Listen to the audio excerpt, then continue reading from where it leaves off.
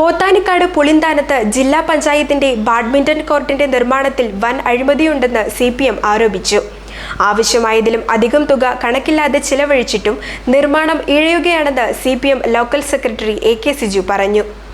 പുളിന്താനത്ത് indoor badminton court നിർമ്മിക്കാൻ ജില്ലാ പഞ്ചായത്ത് 40 ലക്ഷം രൂപയാണ് അനുവദിച്ചിട്ടുള്ളത്. നിർമ്മാണ പ്രവർത്തനം നടന്നുവരികയാണ്. ഇത് 25 ലക്ഷം രൂപയ്ക്ക് തീർക്കാവുന്ന പദ്ധതിയാണെന്നാണ് CPM ചൂണ്ടിക്കാണിക്കുന്നത്. നിർമ്മാണ പ്രവർത്തനം പകുതിയാകും മുമ്പേ 30 ലക്ഷം രൂപ ചെലവായെന്നും ലോക്കൽ സെക്രട്ടറി AK സിജു പറഞ്ഞു. 15 ലക്ഷം രൂപ കൂടി ജില്ലാ പഞ്ചായത്തിനോട് ആവശ്യപ്പെട്ടിരിക്കുകയാണ്.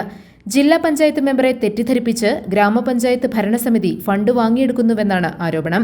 കോർട്ട് നിർമ്മാണത്തിനായി പാറക്കുഴി നികത്താൻ മണ്ണിടിച്ചതിലും ക്രമക്കേടുണ്ട്. പഞ്ചായത്തിന്റെ തന്നെ സ്ഥലത്തു നിന്നാണ് മണ്ണെടുത്തത്.